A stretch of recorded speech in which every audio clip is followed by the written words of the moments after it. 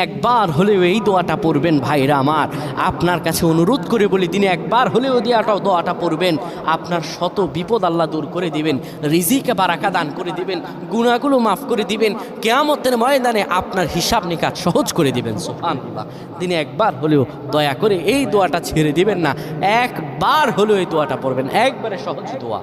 আপনি বিপদে আছেন, আপনার কোনো অভাব অনটন লেগেই থাকে, আপনার সুখের দিন আসে না, এত বিপদ কিভাবে বাঁচবেন, কেমন করে থাকবেন, কেমন করে সুখ পাবেন, হতাশ হয়ে পড়ে যান।